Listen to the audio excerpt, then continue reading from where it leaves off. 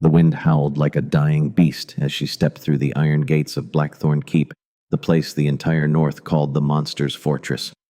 I watched her from the shadows beneath the cracked archway, my scarred fingers tightening on the hilt of my sword. No one walked in here willingly. The mountain itself warned them away with jagged black stone and freezing gusts that smelled of rust and old graves. Yet this orc girl kept coming, cloak snapping around her tall frame, eyes fixed on the ruins as if they owed her an answer. The road to Blackthornne Keep was never meant for the living. It began on a slope of gray ash where pillars of black rock thrust upward like the ribs of a giant long dead. Early winter wind tore through every crevice, dragging cold dust and the metallic tang of forgotten iron straight into her face, daring her to turn back while she still could. But she did not turn back. She had walked for 3 full days along faint trails, scarred by old military wagons, past 2 abandoned villages, a half-collapsed bridge, and a forest still black from fire. All because of a drunken gatekeeper's rumor in the foothill town. If that old mapmaker still breathes, they've taken him to Blackthornne Keep. And once you're there, you're either a ghost or the monster keeps you. Her father was no nameless mapmaker. He was Doran Voss, a quiet orc who loved blue ink, ancient charts, and the habit of murmuring river names when the night grew too heavy. After the war, the authorities had summoned him to assist in restoring territorial records. Then he vanished. For 6 months, she had survived on scraps, a man who saw his name on a labor convoy list, an old soldier who claimed he was transported north, a refugee woman who swore she glimpsed him marching with General Alric Vey's troops. Every thread led here. When she first saw the fortress, the sun had already slipped behind the ridges, leaving only a thin red smear on the horizon like watered-down blood. Blackthornne Keep did not rise like a castle. It crouched like the remnant of a curse. Black basalt walls where scorched watchtowers stood, decapitated, and broken sections of rampart exposed charred timber bones and old smoke stains. Winter vines crawled across the stone like veins on a dying man's skin. Window gaps stared down at the valley like empty eye sockets. She pulled her cloak tighter, shoving frozen hands deeper into the sleeves. She was not afraid of ruins. She had grown up in a crowded port city where houses were stacked like memories crushed too tight. What she feared was this particular silence, the silence of a place where too many people had died and no one had ever spoken their names with honor. The outer gate hung ajar. No guards, no patrols, no warning bell. She hesitated 1 heartbeat, then stepped through. Inside the fortress was not as deserted as its shell suggested. She saw laundry lines strung across a cracked corridor, a bucket of water still warm beside the steps, a wheelbarrow filled with firewood, and a human child no more than 5 years old, crouched behind a fallen slab, sorting dried beans before bolting at the sight of her. Farther on came the soft sounds of coughing, low murmurs, and the faint clink of a pot lid. This was not a den of devils. This was a place where people were trying to stay alive. "Stop!" My voice cut from the darkness to her left. She spun toward me. I stood beneath the fractured vault, half my face swallowed by shadow, the other half lit by distant firelight. In that first second, she understood why the whole region called me a monster. I was tall, even for my kind, wrapped in a threadbare black cloak. Scars twisted across half my face and throat like charred branches. My left eye was clouded and milky. The right was dark and sharp enough to strip armor. My right hand rested on my sword hilt, black veins crawling up my wrist, as if something beneath the skin still lived and crawled. Not a storybook monster. A man who had walked through hell and let it stay on his flesh. "Who are you?" I asked. She lifted her chin. "I came for my father." No one comes to Blackthornne Keep looking for a father. My father is Doran Voss. He was brought here with the map-making and labor detail. My expression did not change. "I have never heard that name." "Then who are you to decide who enters and who leaves?" A faint twitch touched the corner of my mouth. Not a smile, only the reaction of a man rarely met with defiance. "Elias Blackthornne," I said. "And I am the one who decides who spends the night inside these walls." She studied me carefully. "They named you right then. Named me what, the monster?" A child hiding in the corridor gasped. An old woman by the distant hearth turned her face away. But I did not flare with anger. I stepped farther into the light so she could see the scar that split my jaw, and the way my right shoulder sat lower than the left, an old wound that never healed clean. "If you climbed all this way just to repeat what the whole valley already says," I answered, voice flat as wet stone, Then you may turn around and go back down the mountain now." She should have stayed silent. She was hungry, cold, exhausted from the long climb, and I was clearly not a man to provoke. Yet she was tired of bowing to those who did not deserve it, and something in my tone bothered her. Not cruelty, but the weary acceptance of being called a monster. She hated people who wore the sentence others gave them, as if it fit. "I will go down the mountain," she said, "after you tell me whether my father is here. I already told you I do not know." "Or you know, and will not say." A razor-thin flash of danger crossed my eyes. "You do not understand where you stand, and you think you are what master of this pile of burnt rock." I took 2 steps closer, close enough for her to smell wood smoke-worn leather and the bitter edge of medicinal herbs on my cloak. Close enough for her to see how deeply tired I was. Not the weariness of one long day, but of years that had never truly ended. "Listen well," I said very low. "Blackthornne Keep is not an inn. It is not a place for the curious. If your father was ever brought here, he was either moved on or he died long ago. I do not keep corpses, and I do not nurture false hope for strangers." She opened her mouth to reply, when the sound of galloping hooves exploded beyond the outer gate. At the same moment, a human boy sprinted into the courtyard, face white with fear. "Lord Elias soldiers, from the northern road," I swore under my breath. Inside, I barked over my shoulder. Everyone inside now. Hidden figures in the dark corridors sprang into motion. Children were scooped up, blankets rolled, doors slammed. 2 strong young orcs dragged a stone slab across the western passage. She stood motionless. I turned back to her. "If you do not want to die, come with me." I seized her wrist, not roughly but firmly enough that she could not argue, and pulled her across the courtyard into a narrow inner corridor. The stone walls were damp and cold lanterns sparse. Footsteps, muffled sobs, and short commands snapped from my lips like stones hitting pavement. I shoved her into the old library, the air thick with the scent of aged paper and cold ash. "Stay here, do not come out. I am not a child." "Do." "No," I said without looking at her. "Children actually listen faster than you do." I slammed the door shut. She stood in the dim room, heart still hammering from being dragged so quickly. When her eyes adjusted, she realized it was indeed a library. Shelves of half-burned books lined the walls, many compartments empty. On the long central table lay stacks of ledgers, rolled maps, and papers tied with twine. A high window cracked in one corner overlooked the outer courtyard. On instinct, she moved to the fissure and peered down. Below, I stood alone, before the inner gate cloak, flapping in the wind. 3 mounted soldiers halted beyond the half-fallen iron fence and shouted something she could not hear. I did not open the gate. I simply stood there, a black silhouette carved from the mountain stone itself. One soldier raised his torch high and called out again. Then he threw something at my feet, a metal insignia. When I bent to retrieve it, the torchlight caught my face, and she saw my hand clench white around the object. The soldier laughed, said a few more words. Then the whole group wheeled their horses and rode away. I remained motionless long after they disappeared. When I finally turned back toward the keep, she stepped away from the window, but not quickly enough to hide that she had been watching. I entered the library and closed the door behind me. "I told you to stay put." "I stayed put," she answered. "I just didn't go blind."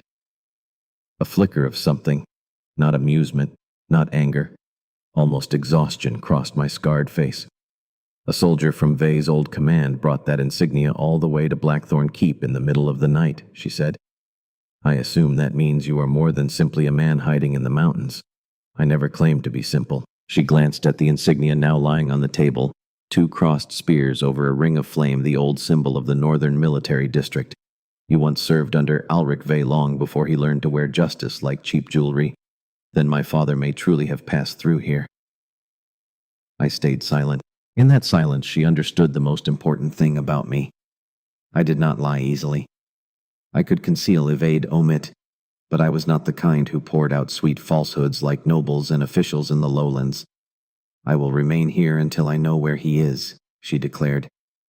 "You do not understand what Blackthornne Keep is. Then explain it to me." I looked at her for a long moment, weighing whether to throw her out the gate or let her discover the hard way why she should leave. At last I spoke. "Blackthornne Keep is where people the world no longer wants come to steal one more day of life. If you stay, you will eat their food. sleep in their cold, and hear stories you may not be able to bear. She breathed slowly.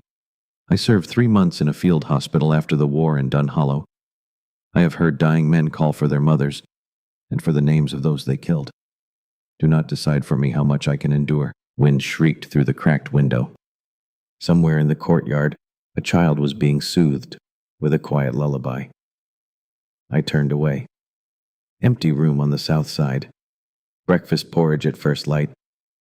If you cause trouble, I will throw you down the mountain myself. She raised an eyebrow. Is that how you welcome guests? No. I opened the door.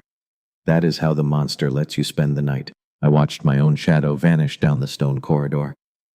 That night, as she lay on the hard bed beneath a rough wool blanket, listening to the wind hammer the walls and the soft footsteps of people moving like secrets beneath the passages, she knew she would not leave at dawn. Not because of me, but because the place the entire world called the Monster's Fortress was hiding more living souls than any civilized city at the mountain's foot, and she needed to know whether her father had ever been one of them. The first morning light found her still alive inside the monster's walls, and that alone was enough to make the whole keep hold its breath. I stood in the shadow of the south corridor, watching her step out of the empty room with the same stubborn lift to her chin she had worn the night before. Most people who spent their first night in Blackthornne Keep woke up shaking. She woke up looking ready to fight the mountain itself. She woke to the sound of a knife meeting a wooden board and the warm smell of barley porridge laced with turnips. Not the caw of crows, not the rattle of chains, not the shouts of labor gangs she had passed on the southern roads.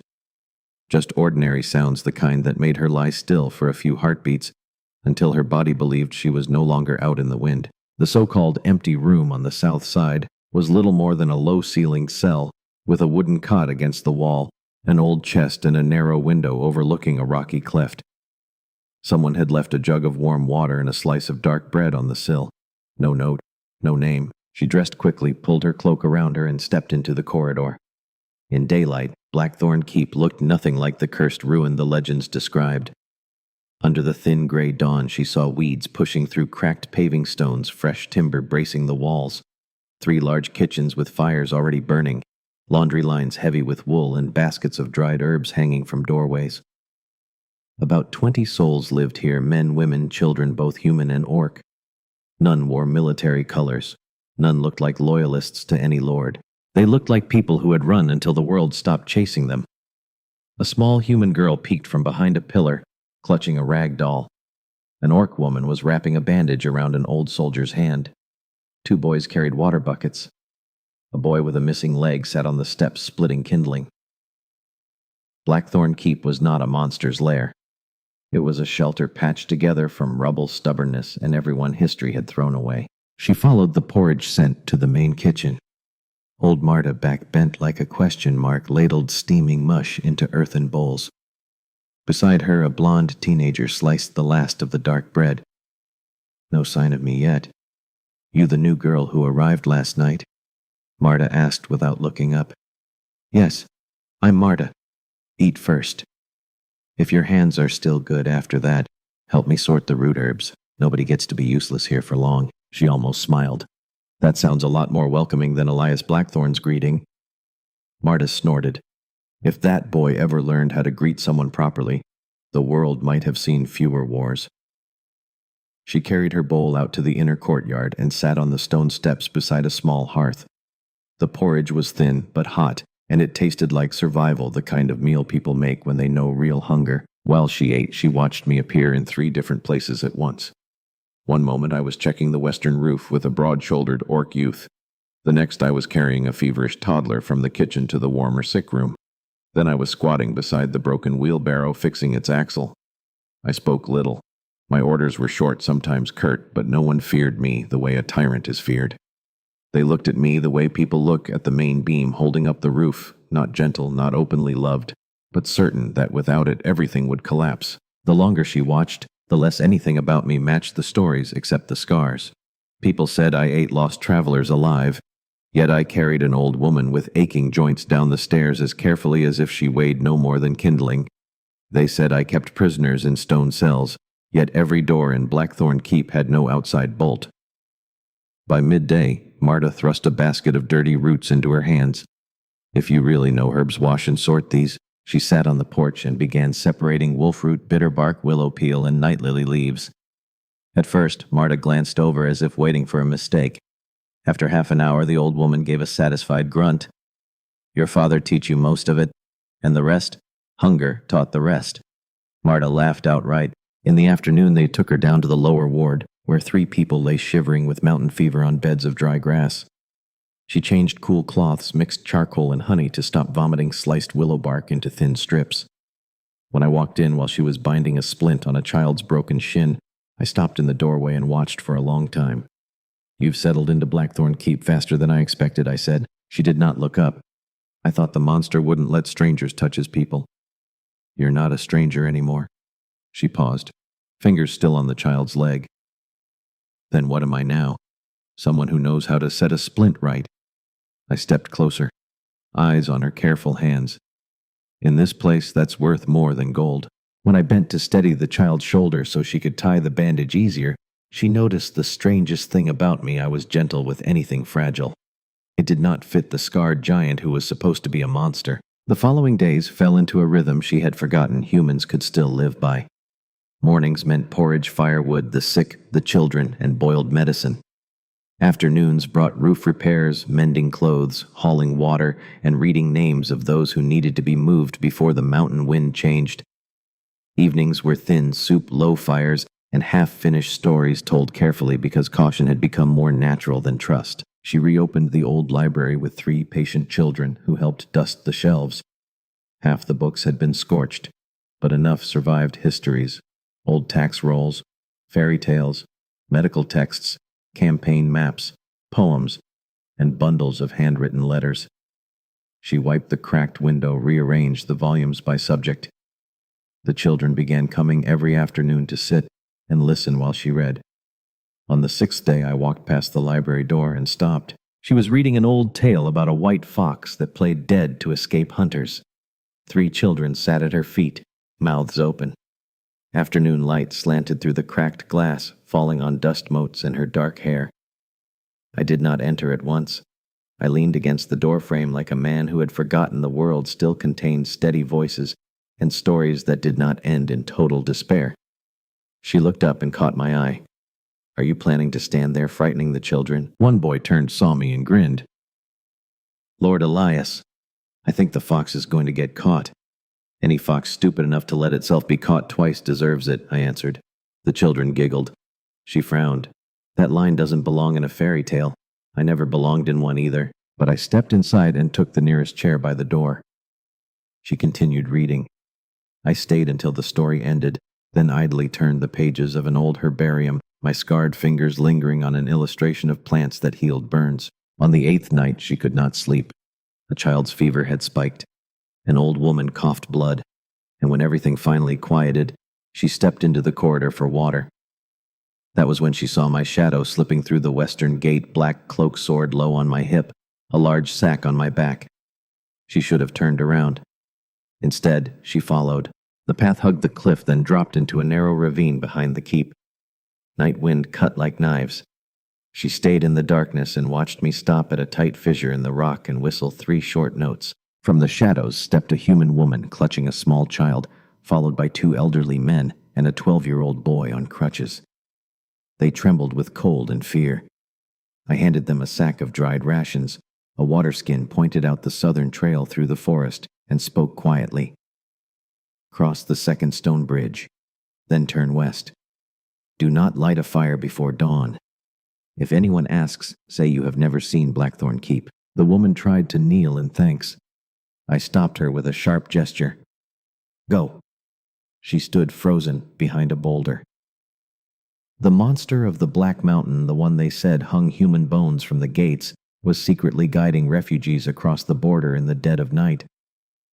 When I turned back, I saw her immediately. No surprise crossed my face. Only weariness. I told you not to cause trouble. She stepped into the open. You could have said you were saving lives. I don't write schedules for other people, or let them see you're better than the rumors.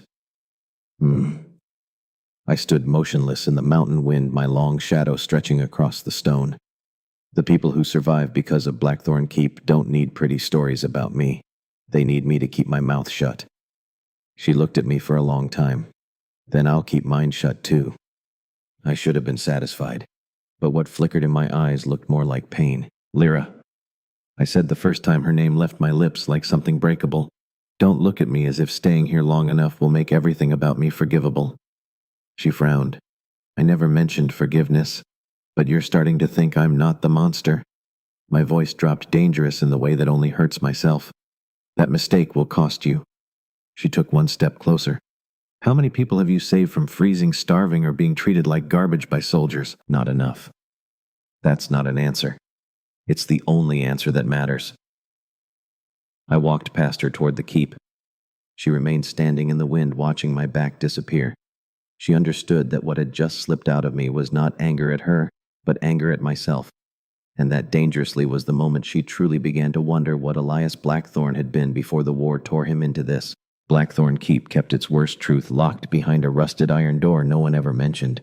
And the moment Lyra pushed it open, the entire mountain seemed to hold its breath. I felt it the second I stepped into the lower corridor that night, the faint glow of her lantern leaking from the forbidden stairwell like a wound that had finally split open. She discovered the hidden room at the end of her third week. It lay beneath the library down a narrow stone staircase and behind a door so corroded she thought it had died years ago. She found the strange key by accident while searching for bookbinding cloth in the lower storeroom, the key Marta kept hidden behind the wooden saint in the kitchen. Curiosity, not malice, drove her. By then, three things had lodged in her mind like shards of glass: the name General Alric Vey, the way everyone fell silent at any mention of the Night of Ash, and the fact that I never entered the library unless someone else was already there. The room was small, more forgotten archive than dungeon. Crates of files, map tubes, bundles of sealed letters, and a stone table with cold candle stubs. Dust lay thin, but not untouched. Someone still came here in secret. She set her lantern down and opened the nearest crate. On top were supply ledgers from the Northern Military District, lists of wounded old refugee camp diagrams. Beneath them, a stack of documents bound with red-cord Ashfall Pass internal reports. She had heard that name since childhood. Ashfall Pass was spoken only in whispers at the end of meals, as if saying it louder would bring the smell of burning back into the house. A convoy of refugees, humans and orcs alike, had died in flames there in the final year of the war. Official reports claimed Captain Elias Blackthorne, then in command of the mountain garrison, had ordered the camp burned because of plague and rebellion. Afterward, he himself had been cursed by some orc sorcery when the fire touched forbidden magic. The story was neat, complete, and perfect for teaching everyone exactly whom to hate. She cut the cord. Inside were not only reports but marching orders, civilian rosters, margin notes, and maps marking secret routes for shipments of firestone alkane, a mineral that exploded on contact with cold air or high magic. The deeper she read, the colder her blood ran. The Ashfall massacre had never begun with disease. It had begun because the refugee convoy and labor detail had accidentally crossed a hidden firestone transport line. If those people had lived and reached the capital, they would have exposed that the Northern Army was testing banned weapons on civilians. A handwritten note on an order bearing Vey's seal read, "No witnesses beyond the ridge. Blame contamination if needed." At the bottom of the stack between two thick folders lay a small notebook bound in faded brown leather. She opened it. The first page carried handwriting so familiar it stabbed straight through her chest. Doran Voss. Her father. She sank to the cold stone floor. The notebook was not a diary, but scattered entries, coordinates, wagon numbers, unit names, hurried lines written by a man who knew the pages could be taken from him at any moment. 14. Frostfall. Firestone moved through Ashfall under the label Plague Medicine. Children in the convoy helped load the wagons. Vey wants the route erased from every official map. 16. Frostfall. Captain Elias Blackthorne protested the burning order, argued with Vey outside the command tent, could not hear everything was dragged away. 17. Frostfall night. Fire started in the eastern supply shed, not the sick tents. Someone tried to cut the chains on the barrels, saw Blackthorne's cloak in the flames. The iron door slammed open behind her. She shot to her feet. I stood in the doorway, Lantern light carved deep hollows into my scarred face. I did not need to shout. The room had already gone freezing. I should have sealed this place permanently, I said. Lyra lifted the notebook, her hand shaking not from fear but from fury. My father was here, and you knew. I did not deny it. That alone hit her like a blow. You said you had never heard his name. I said that before I knew you were his daughter. Liar. No. I stepped inside and closed the door. Doran Voss arrived at Blackthornne Keep 4 months ago half dead with a group of refugees from the gold mines. He used a false name. Where is he now? I stayed silent. Lyra walked straight up to me. Where is he? He was taken again. The 2 words sliced through her chest. When? 3 weeks ago. She slapped me. The sound of her palm striking scarred skin rang sharp and clean in the stone chamber. I did not dodge. I did not rage. I simply stood and took it like an old debt finally called due. 3 weeks, she breathed hard. 3 weeks I've been here walking every inch of this fortress, questioning everyone, searching every shelf, lying awake, thinking my father might be dead, and you said nothing. He made me promise silence. Lie. No. My voice hardened. He left the notebook and told me that if his daughter arrived before he returned, I was not to tell her anything until we had solid proof. Because if you knew he was alive, you would go looking for him. And if you went looking, Alric Ve would get exactly what he wanted, another Voss to use as bait. Lyra stood frozen. That was exactly what her father would do. He had always chosen what was right over what was kind, but her anger had not cooled. Then why didn't you at least tell me he had been here? Because you were already looking at me like I could save everything. The words stopped her cold. I reached for the notebook but did not snatch it. I held one edge and waited for her to release it. Do you want the truth? I asked. Yes.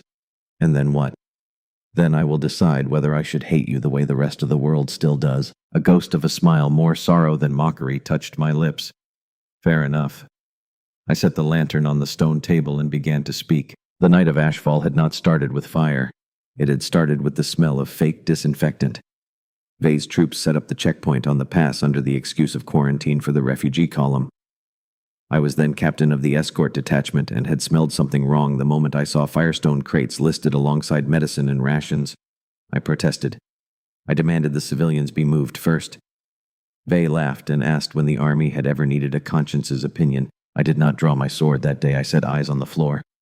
That was my first mistake. By night, the Firestone detonated in the eastern shed. I ran in cutting chains on the prisoner wagons.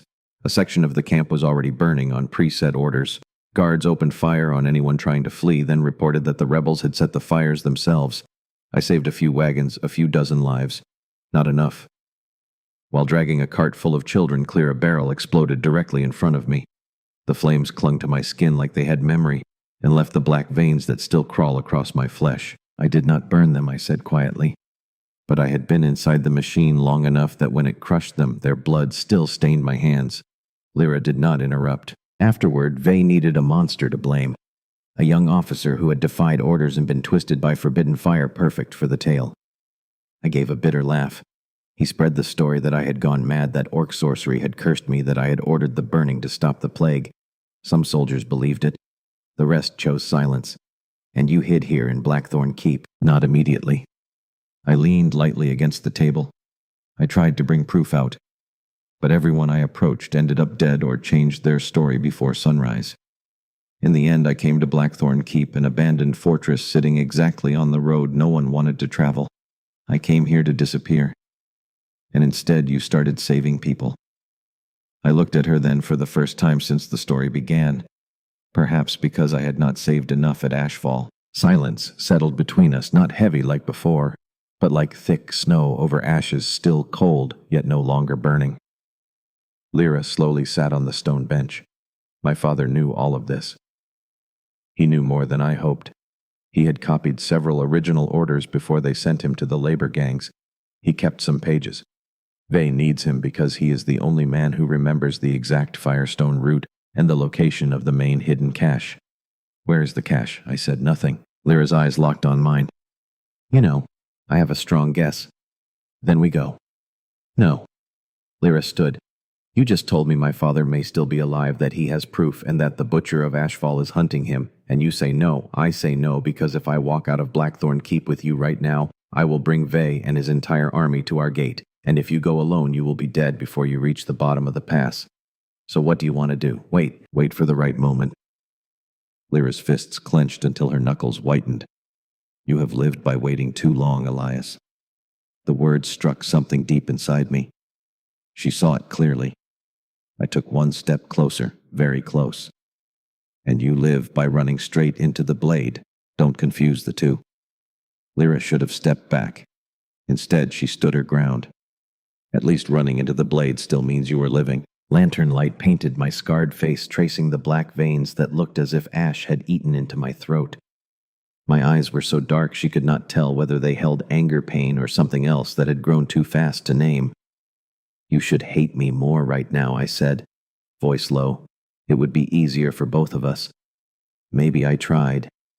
Lyra answered, but you are terrible at being a monster. And then I kissed her. It was not the gentle kiss written for people who had never carried war's soot in their lungs. It was urgent, desperate, the kind two people share when they stand at the edge of a cliff and choose to step forward instead of turning away. My hand rested on the back of her neck with impossible gentleness, almost contradicting the monster everyone saw. Lyra touched the scar along my jaw on instinct, and this time I did not flinch away. When we broke apart, our foreheads touched for one heartbeat. This is a mistake, I rasped. Very likely. You should still leave Blackthornne Keep. No, you don't know what I could bring into your life. Lyra opened her eyes and looked straight into mine. And you don't know what you have already brought back into mine? The second kiss never came. Because the alarm bell on the eastern tower tore through the night at that exact moment, harsh, urgent, ripping apart everything soft that had just formed between us. A teenage boy hammered on the iron door. Lord Elias Smoke in the southern ravine. It's Sareth's men. I released Lyra, instantly, every muscle in my body snapping tight as a drawn bowstring. Get down to the cellar with Marta. No. Lyra, I'm not hiding anymore. Our eyes locked for 1 second, and I understood hopelessly that the orc girl standing before me was no longer the stranger who had climbed the mountain asking for her father. She had become part of Blackthornne Keep, and that with the storm now breaking was more dangerous than love itself. Lady Sareth Valmir's soldiers did not storm Blackthornne Keep like an army coming for glory. They came like executioners, silent, gray-cloaked shadows, slipping through the ravines with oiled crossbows, and orders to arrest every illegal occupant of the military ruin. The first warning was not a battle cry. It was the sudden crash of shattering glass as a fire-tipped bolt punched through the old greenhouse roof and turned the night into a roar of yellow flame. I was already moving before the second sound reached us, the high, terrified wail of a child. South Tunnel, I shouted, voice cutting through the panic like a blade. Children and elders first. Wounded to the stone cellar under the kitchen. Move the supplies and every document we have now. No fires on the upper levels. Blackthornne Keep had worn scars for years. That night, it remembered it had once been a fortress and began to fight for its life. Lyra felt Marta's hand yank her arm in the corridor. Downstairs, girl, I can carry the medicine crates. You can do more by staying alive than by dying heroically on the stairs. They had barely reached the lower storeroom when a young orc youth burst down the steps, face drained of blood. West cellar door is breached. They came up through the old sewer. I had guessed the wrong direction. In those few chaotic seconds, Lyra saw what none of the valley legends had ever described correctly. When death poured in, I did not become the monster they all feared. I became the pivot the entire keep clung to so it would not shatter. I held the narrow choke point alone long enough for 3 children to scramble past. I tossed my spare sword to a one-armed boy and showed him how to brace the corridor. I lifted an old woman who could not run and carried her down the stone steps while blood already soaked my shoulder. I gave no speeches about heroism. I simply did the work that without me would have left everyone else dead. Lyra was dragging a heavy medicine chest toward the cellar when she heard a pained groan from the side yard. She turned. A Sareth soldier barely old enough to shave lay sprawled on the paving leg, shattered by a bolt. A human boy from our keep stood over him with a dagger pressed to the soldier's throat, small hands shaking with terror and rage. Lyra lunged forward and caught the boy's wrist. No, he's one of Sareth's. He's bleeding the same as our people. The boy's breath came in sharp gasps. Lyra gently pried the dagger from his fingers. When she looked up, I was standing at the head of the corridor watching her. Blood trickled down a cut on my forehead, but my eyes were unreadable. She knew I had seen. She did not know whether that look meant approval or pain, perhaps both. We held the first wave, but Blackthornne Keep could not hold forever. Near midnight, the southern wall collapsed under old fire powder charges the attackers had set alight. Wind rushed in, carrying fine snow mixed with ash. Sereth's men pulled back outside to wait for dawn, not out of mercy, but because they knew the ruin was finishing the job for them. In the medicine cellar beneath the fortress, the survivors huddled between cold stone and weak lantern light. Children slept against adult shoulders. The wounded moaned softly. Water was running low. Marta bandaged my shoulder while cursing me like a 20-year-old fool. "If you die on me, I'll drag you back up just to curse you again." "Very touching," I answered, voice rough. Lyra sat across from us, grinding hemostatic leaves in a stone bowl. When she glanced up, our eyes met for a heartbeat longer than necessary. Seeing her still unharmed in the middle of all this seemed to anger me, not at her, but at fate itself. Later, when the immediate danger eased, I pulled Lyra into the side tunnel where only a low lantern burned the air damp and smelling of moss. "You will leave with Marta and the children at first light." "No, this time it is not a request." "Then it is even less likely I will obey." I turned fully toward her. "Blackthornne Keep is going to fall. Then I will leave after everyone else has gone. Vey and Sereth did not come for the stones. They came for the documents. For you. If Doran Voss is still alive, or if his papers reach the outside, the Ashfall story will no longer be the one they write." Lyra stepped closer. "That is exactly why I must stay." "No." My voice turned raw. "You must live. Even if it means hating me, you must get down that mountain. Do not use that commanding tone on me. I have already buried too many people because I chose the wrong thing to protect." Lyra faltered. Beneath the anger, she saw the real thing speaking through my words, the horror of a man who had watched everyone who stood near him swallowed by fire. She softened her voice. "Listen to me, Elias. If I leave now, what changes Vey still lives. Sereth will keep burning places like Blackthornne Keep. You will stay here waiting for another day to be called a monster. My father, if he is still alive, will remain prey. I accept that. I do not." Silence stretched. I gave a small, pained laugh. "That is the part of you I fear most." "And I," Lyra said, eyes never leaving mine, "fear you continuing to believe hiding is the only way to atone." Before I could answer, a shout echoed from the far end of the tunnel. "Lyra!" A boy came running, chest heaving. "Someone in the sewer passage. An old orc man. He knows your name." Lyra did not wait for more. She ran. The man they carried in was thin as a winter branch, silver beard crusted with ash. Labor tunic burned along one sleeve. His face was far gaunter than memory, but his eyes were the same deep brown, weary, yet clear. "Father." The word broke from Lyra's lips like a bone snapping free of flesh. Doran Voss lifted his head. For one heartbeat, every line on his face softened until Lyra felt 8 years old again. "Lyra, my little one," he rasped. She dropped to her knees before him, as if she had never grown up at all. Doran wrapped his thin arms around her head, trembling fingers stroking her hair. Lyra did not know when the tears started. She only knew the rope the world had tightened around her for half a year had finally slackened. I stood a few paces away, silent. Doran saw me and gave a single nod. "I told you she would come." Lyra spun toward me. "You knew him. He saved me from the Guln mines." Doran coughed. Marta pushed a cup of medicine into his hands. "And I told him not to speak of it to you." Lyra wanted to embrace her father and rage at both of us at the same time. "I hate that the two of you still think I am a child." "No." Doran smiled faintly. "I only know you are like your mother. The moment someone you love is in danger, you run straight toward the blade." No one spoke for a long moment. After Doran had drunk the medicine and his breathing steadied, he drew a slim leather tube from inside his tunic. Inside were 3 things in original order bearing Alric Vey's personal seal, a map of the secret Firestone cache beneath Kestrel Hill, and a list of living witnesses that included my name. "I kept them by pretending to be a half-witted old scribe for 3 months in the mines," Doran said. Sareth thought I was harmless. But Vey knows I remember everything. He will not stop. Then we leave for the mountain at first light, Lyra said. I shook my head at once. Not in secret.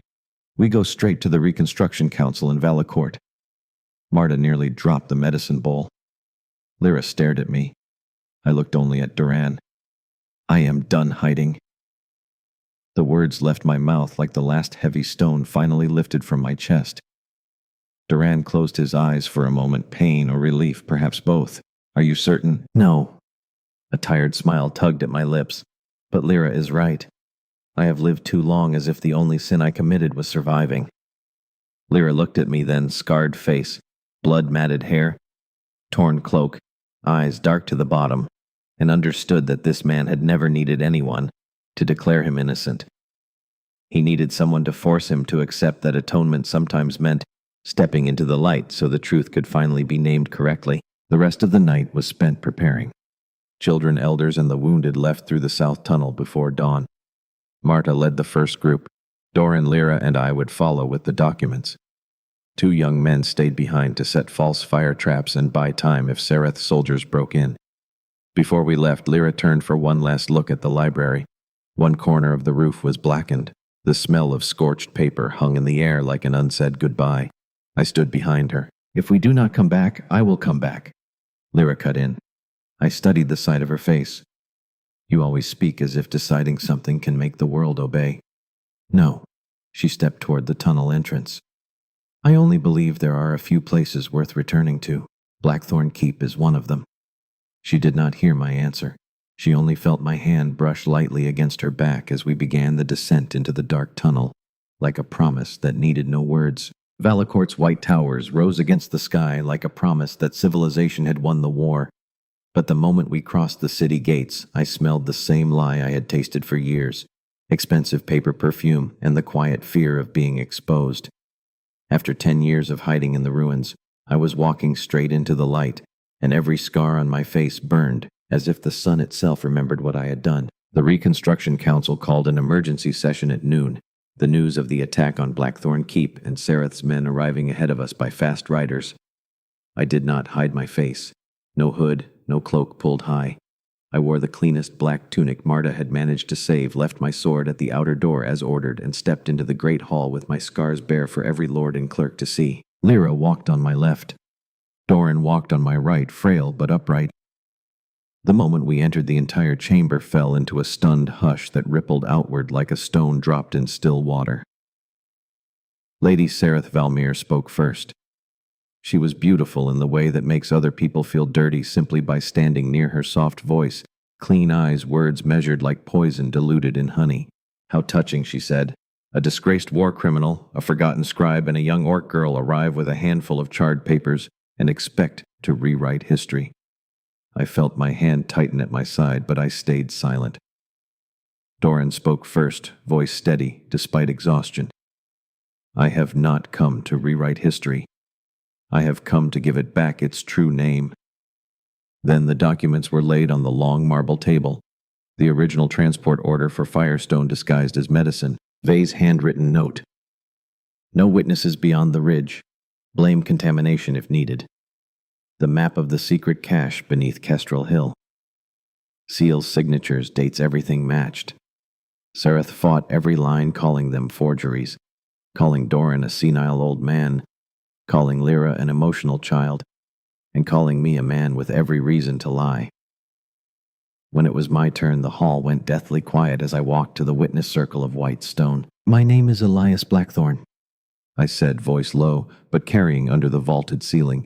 I was captain under General Alric Vey, and I survived the night of Ashfall.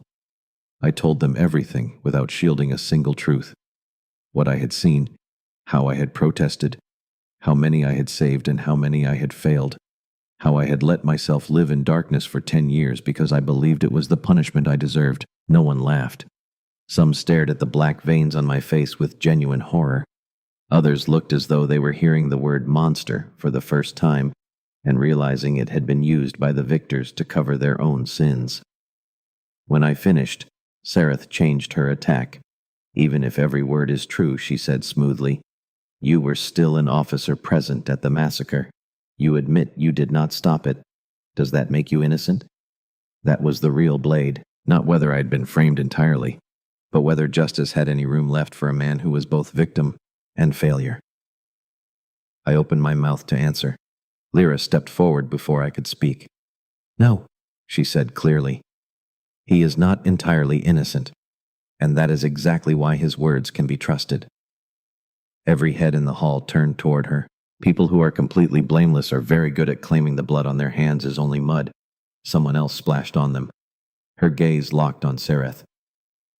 Elias Blackthorne has lived 10 years as a man who will not allow himself a single peaceful night because he failed to save enough lives. If you want a convenient monster to hang on the wall of history, he is perfect. If you want the truth, you should start fearing the people in this room who look too clean. A few sharp breaths were cut off. Sereth gave a small, calculated smile. Very moving, she repeated. But, unfortunately, emotion is not law. No, a new voice called from the back of the hall. But witnesses are. 3 people entered with the council guards. The first was the human woman I had guided through the ravine that night, now carrying a child who looked even smaller than before. The second was the old soldier whose hand Lyra had bandaged in Blackthornne Keep.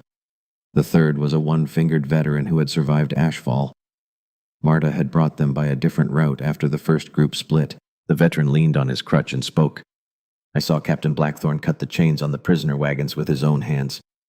I also saw General Vey himself order the guards to shoot anyone running from the burning sheds. If you want to hang someone today, hang the right man.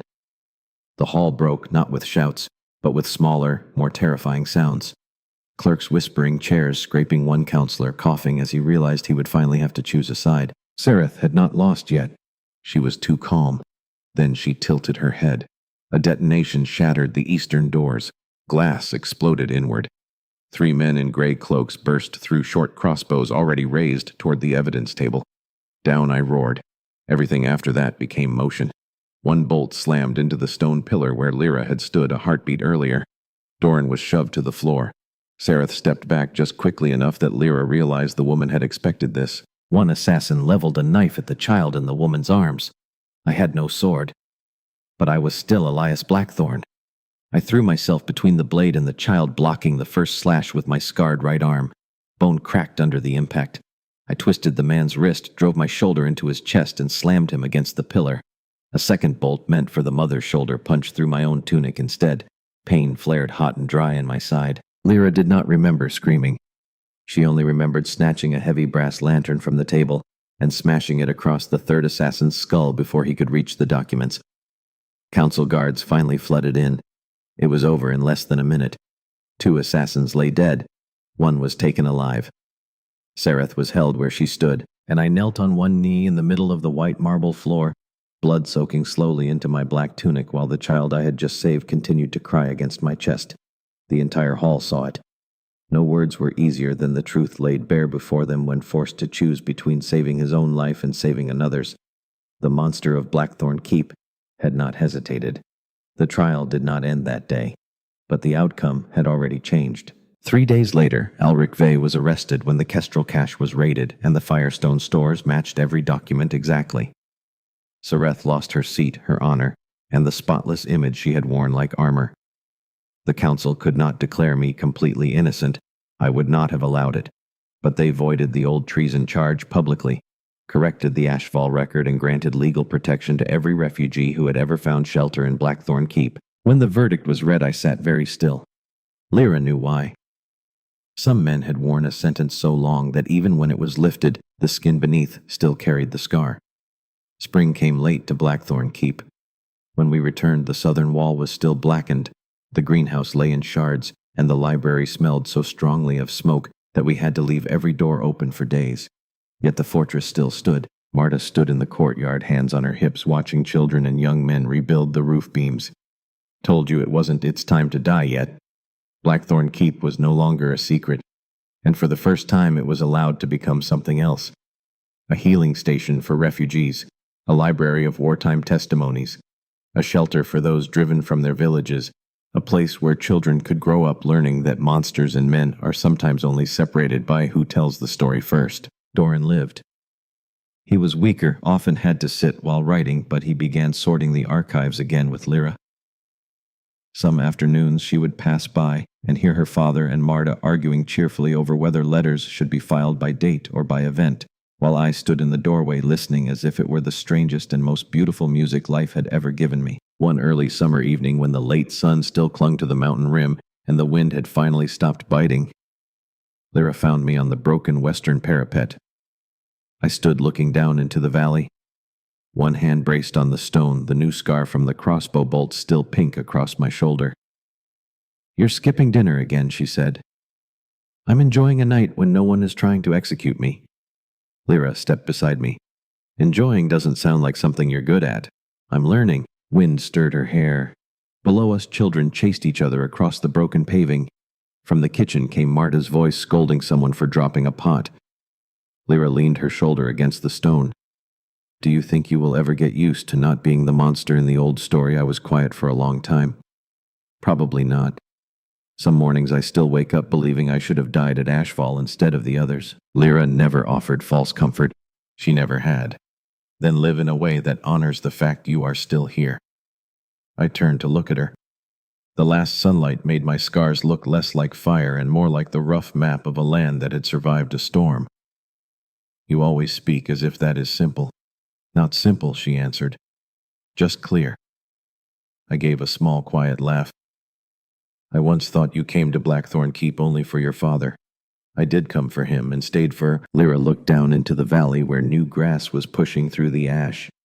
"I stayed because there are places you cannot walk away from without hating yourself." I did not ask whether I was one of those places. Perhaps I already knew. Or perhaps I no longer needed anyone to say it for me. I lifted my hand and touched her cheek. This time there was no war, no alarm bells, no iron doors, or burning papers between us. Only scarred fingers brushing her skin with a gentleness I still did not entirely believe I was allowed. Lyra leaned into my palm. "You still look at me like I might vanish if you blink. I have lost too many things that way. I am not Ash. I know." But my voice said knowing and believing were still two different things. She pulled me down and kissed me, slow, warm, without the taste of haste or blood, only the taste of two people who had chosen to stay long enough for the cold to stop being the first thing they remembered about each other. When we parted, my forehead rested against hers. "You were right," I whispered. "About what?" "That I had lived by waiting too long." Lyra smiled. "I am always right about the things that annoy you most. Insufferable, useful." Below us, the call for supper rang out.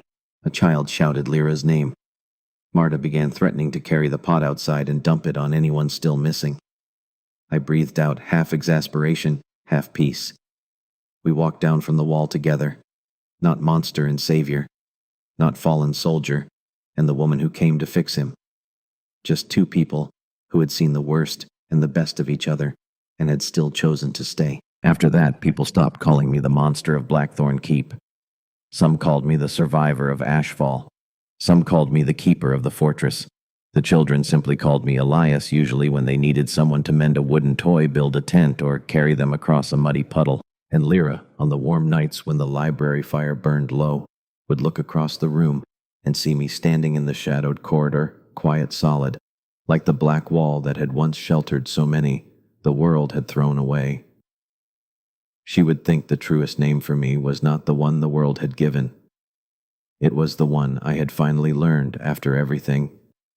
Not how to die for guilt, but how to live with the truth and still leave the door open for others to walk through.